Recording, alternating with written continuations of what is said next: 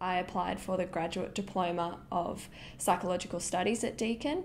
And then after I'd finished that, I applied for fourth year, so I got into the graduate diploma of psychology for that one. My fourth year thesis I was lucky to be a part of the Australian Temperament Project, so I got my data from them. My thesis was on maternal age, socioeconomic status, and behaviour outcomes in children. So it was really interesting to look at that with a real population in a project that had been going for 30 years. So to do that with the Australian Temperament Project, I worked at the Murdoch Children's Research Institute, which is actually part of the Royal Children's Hospital.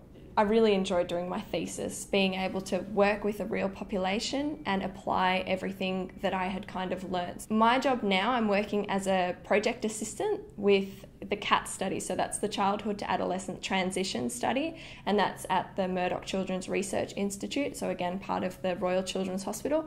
And my job is to go out to schools and facilitate some of the sessions.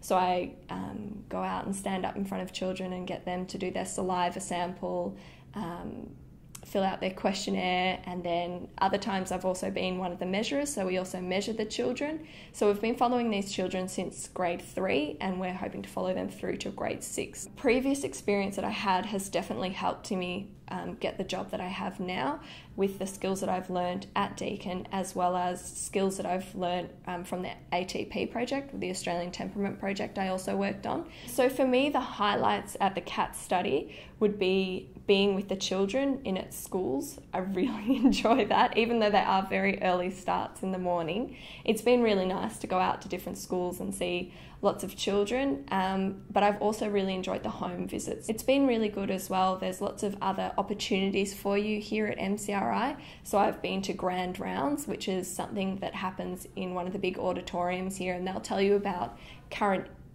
research projects that are going on, what the findings have been, what are the challenges with their study has been. So it's really interesting not just learning about your own research, but learning about other people's research as well.